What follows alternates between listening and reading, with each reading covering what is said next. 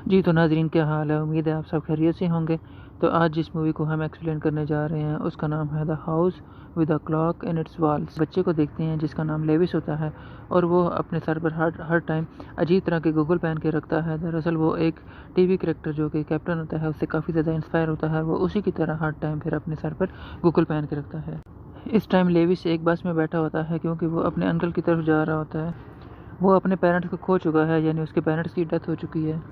मरने से पहले उसके पेरेंट्स ने उसको एक बॉल दी थी जो कि वो हमेशा ही अपने पास रखता था, क्योंकि ज़ाहिर सी बात है ये बॉल उसके पेरेंट्स की आखिरी निशानी थी। अब लेविस का कोई और तो था नहीं। इसी वजह से उसके अंकल उसको अपने पास बुला रहे थे। कुछ ही देर बाद वो अपने अंकल के घर पहुंच जाता है। लेविस जब अपने अंकल के घर में पहुंचता है तो वो काफ़ी हैरान हो जाता है क्योंकि उसे हर तरफ क्लॉक सी दिखाई दे रही थी। इतनी सारी चीज़ें लेविस को बहुत ज़्यादा अट्रैक्ट कर रही थी। फिर लेविस के अंकल उसको उसका कमरा दिखाते हैं जो कि काफ़ी खूबसूरत और काफ़ी बड़ा होता है। फिर जो जोनाथन अंकल होते हैं वो लेविस से उस बाल के बारे में सवाल करते हैं।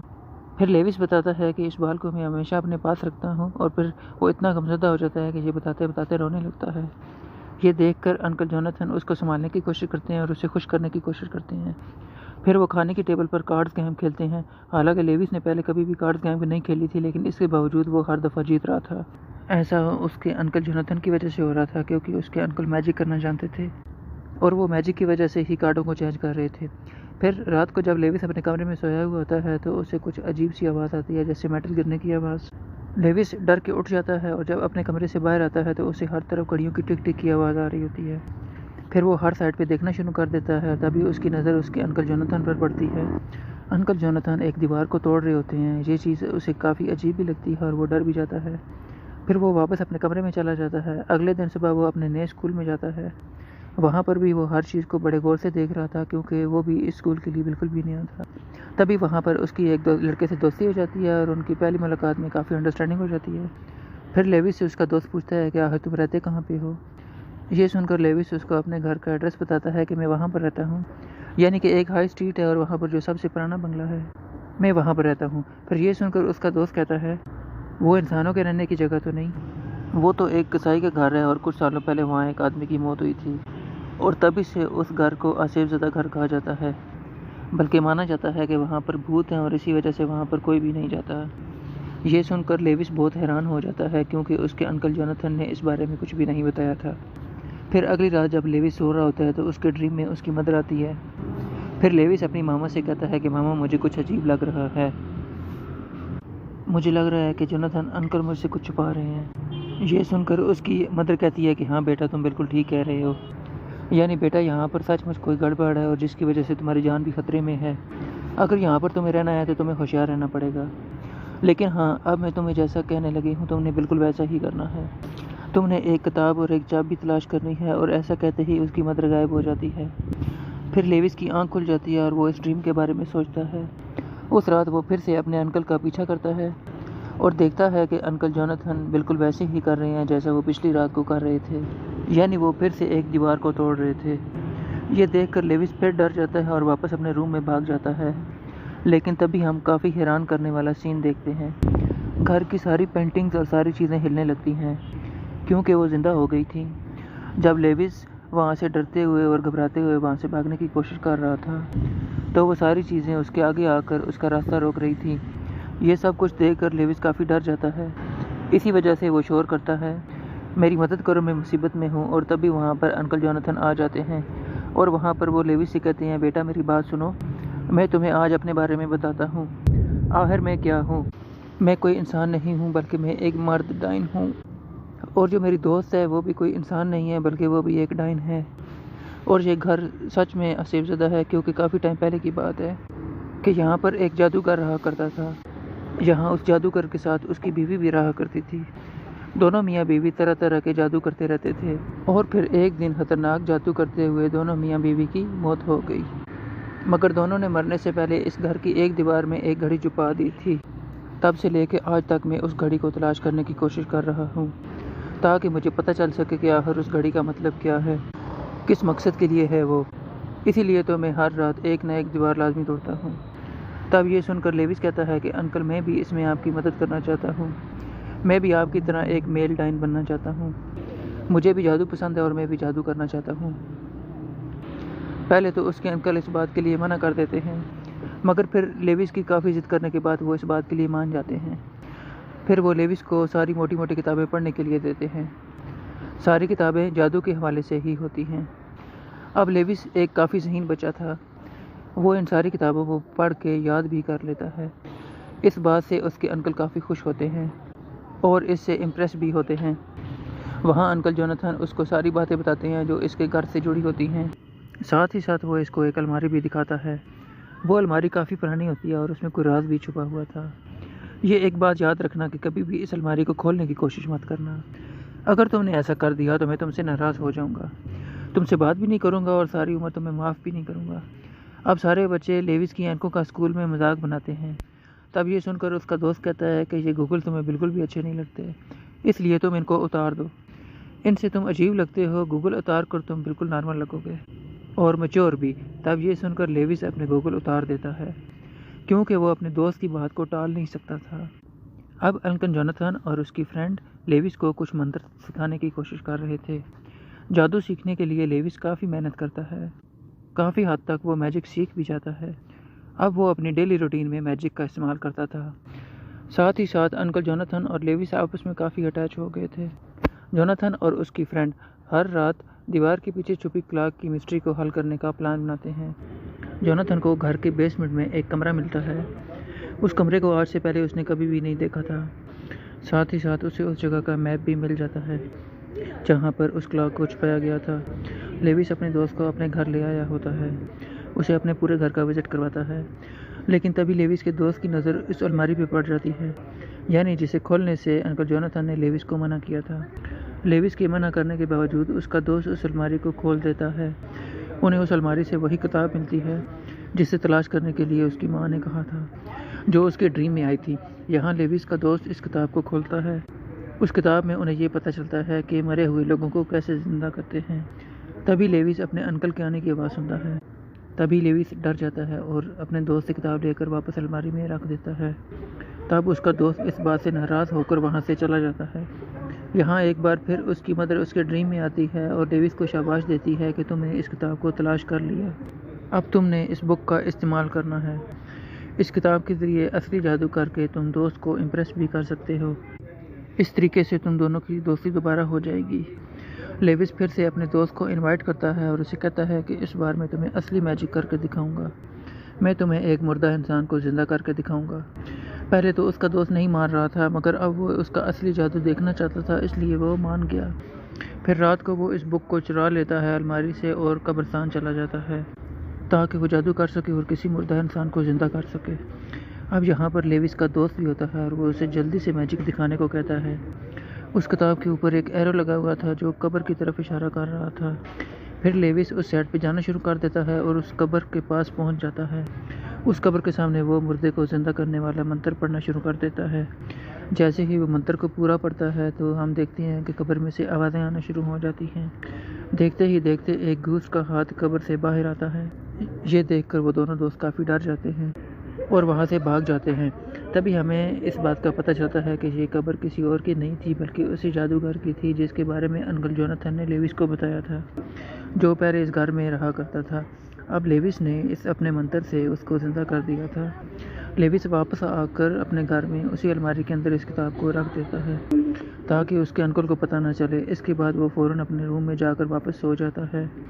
घर में मौजूद सारे स्टैचू अंकल जोनाथन को बताते हैं कि जादूगर जाग चुका है और अब वो वापस आ रहा है। ये सुनकर जोनाथन काफ़ी परेशान हो जाता है और हैरान भी होता है। तब वो फ़ौरन कब्रिस्तान जाता है और वहाँ जाकर उस जादूगर की कब्र देखता है तो उसे पता चलता है कि हकीकत में उसे कोई ज़िंदा कर चुका है। ये देखकर उसके होश उड़ जाते हैं। तब अंकल जोनाथन और उसके दोस्त सारी तैयारियां करना शुरू कर देते हैं, वो उस जादूगर को घर के अंदर आने से रोक सकें। तभी वहाँ पर लेविस आ जाता है और अंकल को सारी बात बताने की कोशिश करता है, लेकिन तभी जोनाथन की दोस्त लेविस को ये बात बता देती है कि जादूगर को किसी ने ज़िंदा कर दिया है। और हाँ, अगर जोनाथन को पता चल जाए कि उसको किसने ज़िंदा किया है तो वो उसको ज़िंदा नहीं छोड़ेगा।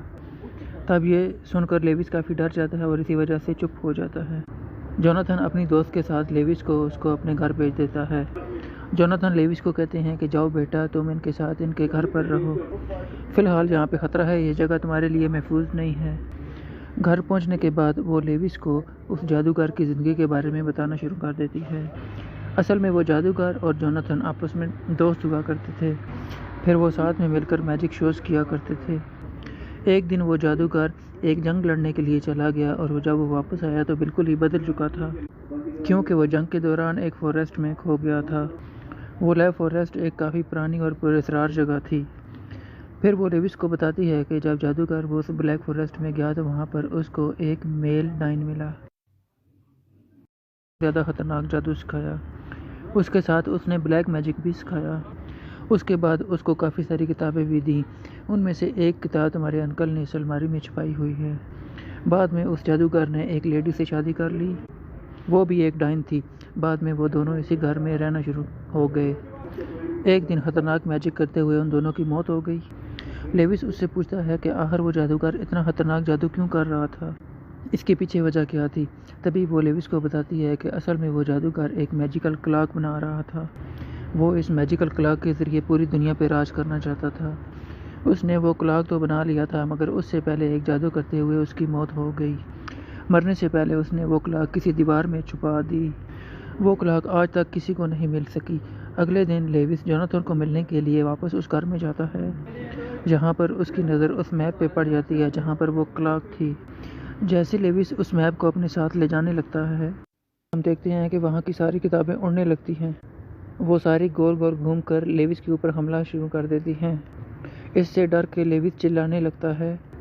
उसकी आवाज़ सुन के अंकल जोनाथन और उसकी दोस्त वहाँ पर आ जाते हैं और लेविस को बचा लेते हैं। जहाँ पर लेविस उनको बताता है कि मैं इस मैप को पढ़ने में आपकी मदद कर सकता हूँ। फिर वो अपने फेवरेट कैरेक्टर यानी वो उस कैप्टन की एक ट्रिक की वजह से उस मैप को पढ़ लेता है। उसमें लिखा होता है कि ये क्लॉक दुनिया को पास्ट में ले जाएगा। वो जादूगर और उसकी वाइफ इस दुनिया को ख़त्म करके एक डार्क मैजिकल वर्ल्ड बनाना चाहते थे ताकि वो वहाँ पर राज कर सकें। इसी वजह से उस जादूगर ने इस क्लॉक को बनाया। वो क्लॉक कोई ऐसे नहीं चल जाएगी, बल्कि उसे चलाने के लिए एक इंसानी हड्डी की बनी हुई एक चाबी चाहिए, और उस हड्डी की बनी हुई चाबी को जादूगर ने काफ़ी पहले ही बना लिया था। और अब वो तीनों उस जादूगर को ऐसा करने से रोकने के लिए फ़ौरन अपने घर पहुंचते हैं। और घर पहुंचने पर उन्हें पता चलता है कि असल में वो जादूगर वहां आया था उस बोन की को लेने के लिए, क्योंकि घर का सारा सामान बिखरा हुआ था। ये चाबी अभी भी जोनाथन के पास ही होती है। यहाँ पर वो इस चाबी को डिस्ट्रॉय करने के लिए तरह तरह के जादू करते हैं। तब लेविस उनको यहाँ पर सारी सच बात बता देता है। अंकल, मुझसे गलती हो गई, असल में उस जादूगर को वापस मैं ही लेकर आया हूँ, सारा कसूर मेरा है। ये सुनकर अंकल जोनाथन लेविस के ऊपर काफ़ी गुस्सा करते हैं और साथ ही साथ लेविस को काफ़ी डांटते हैं। लेकिन तभी वहाँ पर उसकी फ्रेंड उसको समझाती है, चुप हो जाओ, बच्चा है, उससे गलती हो गई, माफ़ कर दो इसे। तभी लेविस विंडो से देखता है कि उस जादूगर का घोस्ट उनके नेबर के घर वाली साइड पे जा रहा है। लेविस फ़ौरन उनके घर जाता है और उनको भी अपने घर ही ले आता है। अब जैसे ही उनकी नेबर उनके घर आती है, जोनाथन और उसकी फ्रेंड अपने आप को एक रूम में बंद कर लेते हैं। लेकिन तभी अब हम यहाँ पर एक हैरान कर देने वाला सीन देखते हैं। वो जादूगर के घोस्ट को घर के अंदर ही बुला लेती हैं। अब जादूगर का घोस्ट लेविस को बताता है कि असल में ये नेबर नहीं बल्कि मेरी वाइफ ही है। असल में हम दोनों ने काफ़ी अर्सा पहले उस नेबर को मार दिया था और उसकी बोन से ये वाली की बना ली थी। जब से हम दोनों मियाँ बीवी की डेथ हुई है, तभी से मेरी बीवी उस नेबर का रूप धार कर वहाँ रह रही है। तभी यहाँ पर वो जादूगर लेविस को बताता है कि वो जो तुम्हारे ड्रीम में तुम्हारी मदर आती थी, वो तुम्हारी मदर नहीं बल्कि यही जादूगर होती थी। ये तुम्हारी वालदा का रूप लेकर आती थी। अब उस जादूगर की वाइफ तो ज़िंदा हो ही गई थी, लेकिन अब उस जादूगर का ज़िंदा होना ज़रूरी था। ये सब कुछ उन्होंने जादूगर को ज़िंदा करने के लिए ही किया था। जोनाथन और उसकी फ्रेंड किसी तरीके से उस कमरे से बाहर निकलकर लेविस की जान बचाने के लिए आते हैं। वो देखती हैं कि वहाँ पर तो लेविस होता ही नहीं है। असल में वो जादूगर लेविस को बेसमेंट में कैद कर चुका था। जोनाथन और उसकी फ्रेंड बेसमेंट में पहुंचकर उसको तलाश करने की कोशिश करते हैं। फिर वो जादूगर उन दोनों को भी चालाकी से पकड़कर उन दोनों को बांध देता है। यहाँ पर जोनाथन उस जादूगर को अपनी दोस्ती याद करवा के नॉर्मल करने की कोशिश करता है। ये सुनकर जादूगर कहता है कि जंग के दौरान मैंने बहुत कुछ बर्दाश्त किया, कैसे वहाँ से बच के निकला था ये मुझे ही पता है। वहाँ पर जंगल में मुझे एक डेमन मिला। उसने पहले तो मेरा खून पिया, फिर मेरे खून के बदले में उसने मुझे कुछ पीने को दिया था। जैसे ही मैंने उसे पिया तो मेरे दिमाग में उस घड़ी के मुतल्लिक़ ख़यालात आना शुरू हो गए। इसलिए मैंने वापस आके उस घड़ी को बनाया। जोनाथन उसको समझाने की कोशिश करता है और उसे ये भी कहता है कि तुम तो खुदगर्ज़ होने के साथ साथ अपने भी दुश्मन निकले। तुमने इस दुनिया को ख़त्म करने के लिए अपने अंदर एक डेमन को जगह दे दी। उस जादूगर को ये लगता था कि उस डेमन ने उसको दुनिया की सबसे ताकतवर चीज़ दे दी। उसी की वजह से वो शायद ब्लैक फॉरेस्ट से बच के बाहर निकला था। यहाँ वो जादूगर जोनाथन से वही बोन की लेने की कोशिश करता है, लेकिन तभी यहाँ पर जोनाथन की दोस्त की पावर वापस आ जाती हैं, यानी अब वो मैजिक कर सकती थी। यहाँ पर वो जादू करके ख़ुद को और जोनाथन को उस जादूगर से आज़ाद कर लेती हैं, मगर जादूगर अपने जादू की मदद से वो बोन की जोनाथन से हासिल कर लेता है। फिर वो अपनी वाइफ को लेके वहाँ से चला जाता है। यहाँ पर बहुत सारे पुतले उनको मारने के लिए उनकी तरफ बढ़ते हैं। वो तीनों बड़ी मुश्किल से अपनी जान बचाते हुए वहाँ से बाहर निकलते हैं। इसके बाद वो तीनों जोनाथन की फ्रेंड के घर आ जाते हैं। वहाँ पर लेविस अपनी क्लॉक की मदद से, बॉल की मदद से उस क्लॉक की लोकेशन का पता लगा लेता है। उस क्लॉक को डिस्ट्रॉय करने के लिए उनके पास टाइम बहुत ही कम था, क्योंकि इसी रात चांद ग्रहण लगना है और उस जादूगर ने इस क्लॉक की मदद से पूरी दुनिया को डिस्ट्रॉय कर देना है। इसलिए अब वो तीनों उस क्लॉक को तलाश करने के लिए जोनाथन के घर वापस जाते हैं। उस बॉल में उस क्लॉक की लोकेशन नज़र आ रही होती है। अब यहाँ पर जोनाथन की फ्रेंड उसको मार देती है जो उस क्लॉक की हिफाजत कर रहा था।